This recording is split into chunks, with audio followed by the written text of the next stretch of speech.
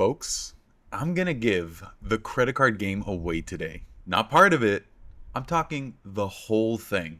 If you wanna know how to set up your credit cards so that your everyday spending turns into first class flights and 5-star hotel stays, you need to watch this video in its entirety because I'm gonna teach you how to win. What I'm about to lay out is the exact strategy that I use. No affiliate links, no referral codes. I have nothing to sell but the truth. If that sounds different than what you're used to hearing on this platform, there's a reason for that, and we're gonna talk about it.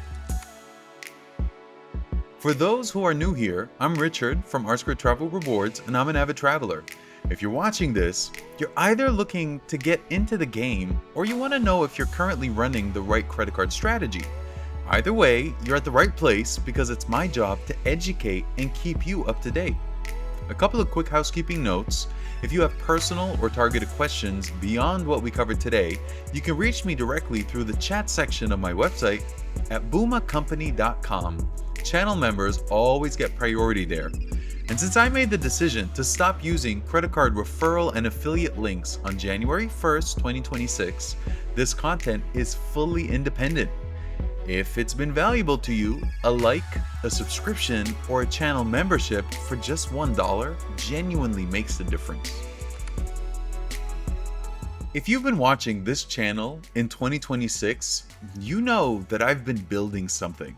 The Citi Magnificent 5, the Citi Advantage 3, built, Atmos Rewards. Each video is a piece of a larger strategy. If you haven't watched those yet, go back and do that because it all connects. Coming up next, I'm putting the Atmos Rewards program head to head against Advantage. Which one deserves the loyalty?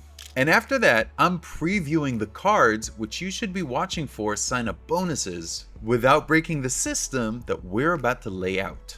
Alright, let's talk about how to win in 2026. In recent years, the credit card conversation has revolved around three names: American Express, Chase, and Capital One. And for a while, that made sense. The Amex Platinum, the Sapphire Reserve, and the Venture X were legitimately very good cards for travel rewards. But that era is over.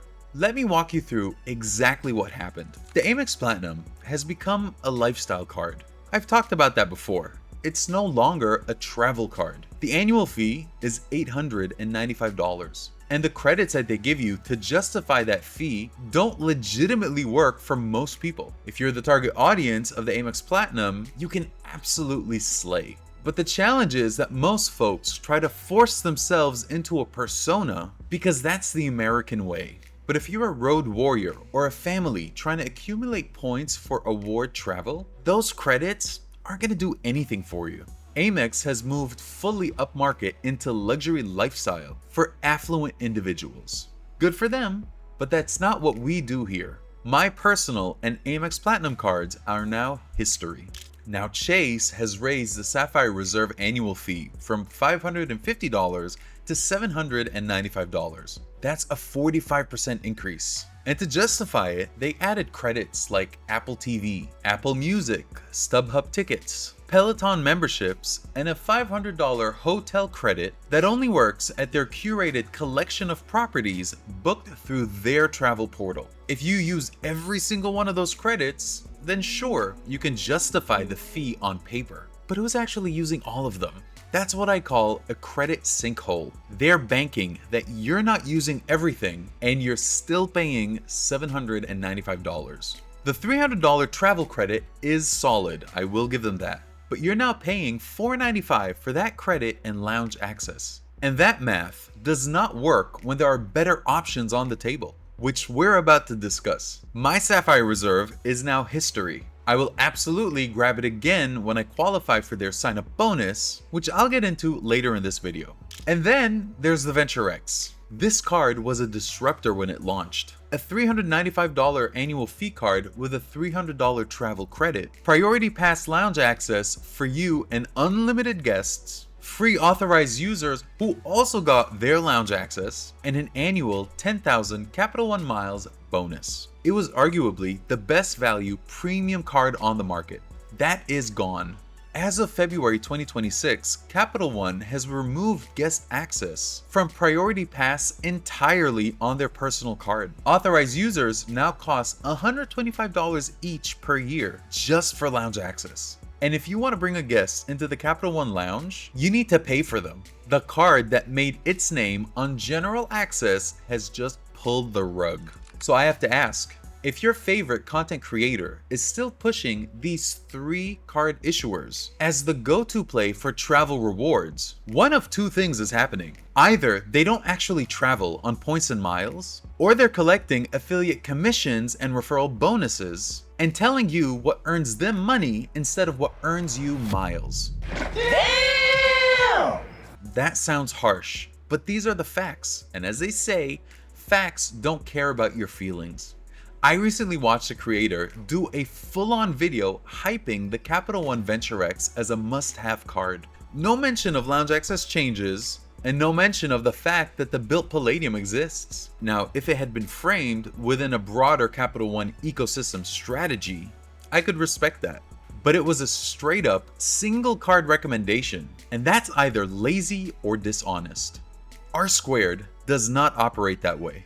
Now let me show you what the smart play looks like in 2026. 3 ecosystems, 3 pillars. Each one does something that the others cannot, and together they cover every angle of the credit card game. Citi has quietly built the most complete credit card ecosystem for award travelers, and most people are sleeping on it. I've broken this down into 2 frameworks that work together. The first is what I call the Citi Magnificent 5, or the CM5. That's your everyday spend engine built on thank you points. The second is the Citi Advantage 3, or the CA3. That's your American Airlines loyalist strategy. I've done full deep dive videos on both of these, and I'll link them for you below. Right now, I'm going to give you the architecture so that you understand the power of each. The CM5 is a setup of 5 Citi cards. The baseline is always the same: 3 Citi Custom Cash cards and 1 Citi Double Cash card. 3 custom cash cards, not 1. Each custom cash card earns you 5x thank you points in your top spend category each billing cycle. And since you're holding 3 of them, you're covering 3 separate high spend categories at 5x simultaneously. The Double Cash catches everything else at a flat 2x. That's your foundation. 4 cards, no annual fees. Every dollar earning 5x with a floor of 2x. Then you choose your anchor card. This is the 5th card, and it determines which edition of the CM5 you're running. The Strata edition is for the person who's just starting out, building a family, or saving for a first home. The anchor is the Citi Strata at a $0 annual fee. Total cost for all 5 cards is $0. Now you're not traveling internationally with this setup because every card in it charges foreign transaction fees. But you're stacking thank you points domestically at elite earning rates while paying nothing. That's how you play the long game. This is a boss setup for young families who travel domestically. Now the Premier Edition is the one that I recommend for 90% of households. The anchor is a Citi Strata Premier at $95 a year. The total cost for the entire setup is $95. The Premier gives you 3x on dining, supermarkets, gas and air travel, plus no foreign transaction fees. You build your points domestically, then you take your Premier card abroad with you and you keep earning. For digital nomads and anyone who travels at least once a year internationally, this is the move. Now the Elite Edition is for anyone who wants lounge access, premium travel perks, and maximum earning power. The anchor is a Citi Strata Elite at $595 a year. You get 1.5x on all spending, Priority Pass lounge access with 2 guests, 4 Admirals Club passes per year, a $300 hotel credit, a $200 splurge credit, $200 in Black Lane chauffeur credit, and no foreign transaction fees. This setup is for the lounge lizard in you. And here's what ties it all together. Every single one of these cards earns you Citi thank you points that pool into one account. When you anchor with the Premier or the Elite, those pooled points unlock transfers to American Airlines at a 1-to-1 ratio. Chase doesn't transfer to American Airlines, Capital One doesn't transfer to American Airlines, only Citi does. That's a competitive advantage that no one in this space talks about enough. On the same fixed monthly spend, the CM5 more than doubles your point output compared to using a single Citi card. That's not my opinion, that's math. Go watch the full CM5 breakdown video for the exact numbers. Now, the Citi Advantage 3. This is your American Airlines miles and status strategy. Separate from your thank you points, you hold the Mile Up for 2x points at grocery stores with no annual fee. That card lives in your wallet and earns quietly. Then you hold the Platinum Select for 2x miles on dining and gas at $99 a year. Plus, you get a free check bag on domestic American Airlines flights. And then you choose your third card based on how you actually fly. If you're in the air 6 to 12 times a year and you want occasional lounge access, the Globe at $350 is your move with 4 Admirals Club passes, travel credits, and a $99 domestic round trip. If you travel every other week, then the Executive at $595 gives you an Admirals Club membership, and that card pays for itself in lounge access alone. So your full Citi play is to pick your strategy of the CM5 for amassing tons of thank you points, or the CA3 for stacking American Airlines miles on your way to earning American Airlines status. Both of these are covered in depth on this channel. Pillar 2 is Bilt Rewards and the Bilt Palladium. Bilt Rewards, featuring the Bilt Palladium, in my assessment, is the single best combination of rewards program and credit card available today. And I'll tell you exactly why. The Bilt Palladium costs $495 a year. It earns 2x to 4.33x on everyday purchases. And when you take advantage of the rent day transfer bonuses, all of those points double for platinum status holders. No other rewards program on the planet earns rewards on housing payments without charging a fee to do it. However, if you've been watching my Bilt videos, you know that 2x is just the starter multiplier. You should be earning a minimum of 3x on your Palladium card. But the earn rate is only part of the story. How about taking advantage of the rent day transfer bonuses at a 1-to-1 transfer ratio to 25 partners? 25! That includes World of Hyatt, which is one of the most valuable hotel currencies in the game. It includes United Mileage Plus. It includes Air Canada's Aeroplan. It includes British Airways, Cathay Pacific, Emirates, Turkish Airlines, Qatar Airways, JAL, and Virgin Atlantic. And here's a fact that should stop you in your tracks. Bilt is the only transferable points currency in the United States that transfers to Alaska Airlines Atmos Rewards. The only one. Not Chase, not Amex, not Capital One, not Citi. Only Bilt. On top of that, the Palladium gives you Priority Pass lounge access with 2 guests, a $400 annual hotel credit through Bilt Travel, and $200 in annual Bilt cash. The math is not complicated. This card delivers more value per dollar of annual fee than the Venture X, the Chase Sapphire Reserve, and the Amex Platinum. And it does it without requiring you to jump through hoops to use niche credits that you don't need. If you have a Player 2, I highly recommend that they acquire the Bilt Obsidian card, making you an authorized user so that all the points spent in the Bilt ecosystem flows to you for maximizing rent day transfer bonuses. The third pillar is the Atmos Rewards Summit card, and this one is about something that most credit cards cannot touch: Airline Elite status. Atmos Rewards is the combined loyalty program of Alaska Airlines and Hawaiian Airlines, and it's a Oneworld Alliance partner. That means that your Atmos status translates directly to Oneworld status, and that gets you lounge access, upgrades, and priority treatment on American Airlines, British Airways, Cathay Pacific, Japan Airlines, and every other Oneworld carrier worldwide. Here's how the math works. The Atmos Summit card earns 1 status point for every $2 spent. You also get 10,000 status points on your card anniversary just for holding the card. Atmos Gold, which is One World Sapphire status, requires 40,000 status points. So if you spend $60,000 on the Summit card each year, factoring in that 10,000 point anniversary bonus, you hit Gold. That's One World Sapphire.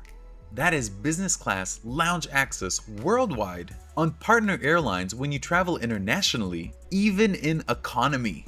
And you also earn 100,000 Global Companion Certificate. And here's where it gets even better. Atmos Rewards counts award flights towards your elite status. So the miles that you book with your Atmos points, those flights earn you status points too. You earn the points, you redeem the points, and then the redemption itself pushes you closer to the next status tier. It's a self-reinforcing loop. The Summit card also earns you 3x on dining and 3x on foreign transactions with no cap, plus a 25,000 point Global Companion Award each year. At $395 a year, this card is a machine for anyone serious about one world travel. If you're living abroad or travel abroad frequently, there's simply no better card. So now that you know the cards, let me teach you the game. Because having the right cards means nothing if you're not understanding the strategy behind how to use them. The credit card game comes down to 2 rules. 2. That's it. Rule 1. Build your everyday spend system. Your everyday spending is your foundation. Groceries, gas, dining, utilities, insurance, subscriptions, rent or mortgage, all of it. Every dollar that you spend on daily life should be running through cards that earn you transferable points at the highest possible rate. That is not optional. The setup that I just laid out does exactly that. Your CM5 covers 3 high spend categories at 5x with your custom cash card and everything else at 2x with your Citi double cash card. Your Anchor card adds bonus categories on top of that. Your Built Palladium covers rent or mortgage and acts as your 3x catch-all outside the Citi ecosystem. Your Atmos Summit covers dining and foreign transactions at 3x while simultaneously building you towards airline status. Every dollar has a home. Every dollar is working. I recognize that not everyone has a ton of spend, so pick your setup from this video. I highly recommend that you lean in heavily on Built as your primary earning machine. Now, most people never get this part right because they're distracted by the next shiny card launch. Which brings me to Rule 2. Rule 2. Chase sign-up bonuses without derailing your core setup. Sign-up bonuses are free money. I'm not going to sit here and tell you to ignore them. A single sign-up bonus can be worth $1,000 or more in travel value. You should absolutely pursue them when the numbers make sense. But here's where most people go wrong. They apply for a new card with a big bonus, and then they move all their everyday spending to that card to hit the minimum spend requirement, and they don't move their spending back in earnest. They get caught up showing off the mirrored finishes when they're out and about. That's what breaks your system. The rule is simple. When you apply for a new card, plan your minimum spend requirement around non-recurring purchases or expenses that you can temporarily redirect. Hit the bonus, collect the points, and then move that spend back to your core cards immediately. Don't let a sign-up bonus ruin your 5x grocery card stack indefinitely. Your everyday spend system must be central. Sign-up bonuses are necessary but temporary missions. Now, I want to address something that the credit card issuers don't want you to think about. Statement credits.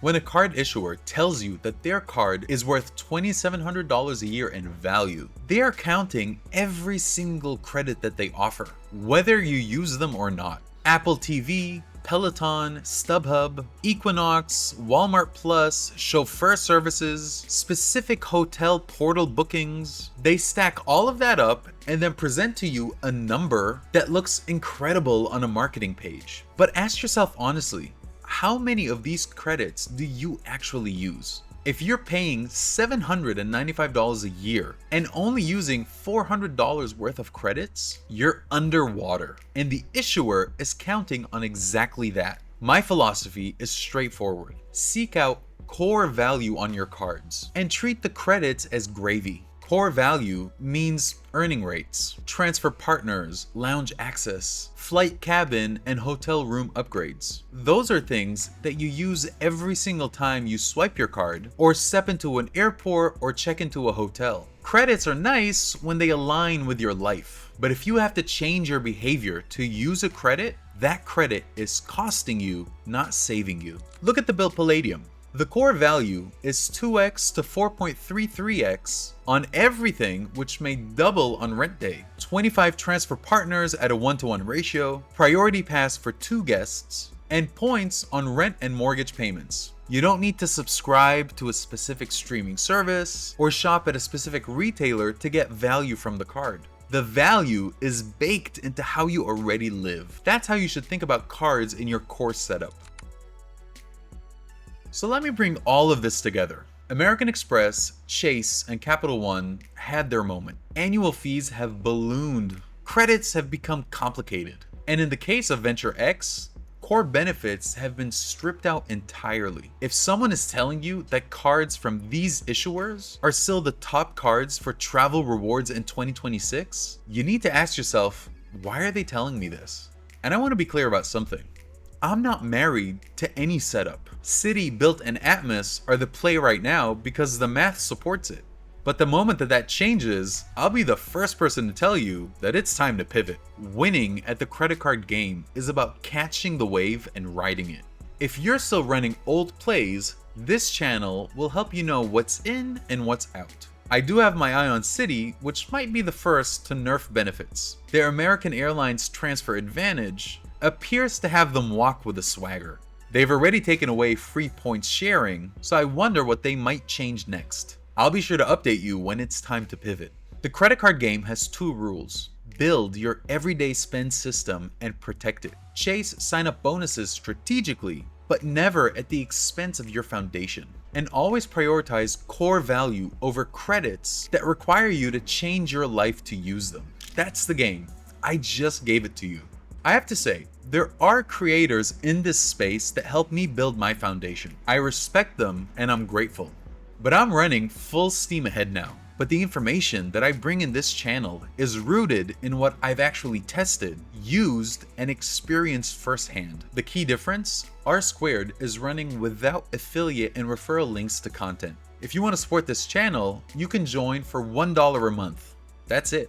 And if you have questions about your specific situation, head over to boomacompany.com and use the chat feature. As a channel member, you get priority access to me. If this video helped you, do me a favor and share it with someone who's paying $895 a year for a card full of credits that they don't use. They need to hear this.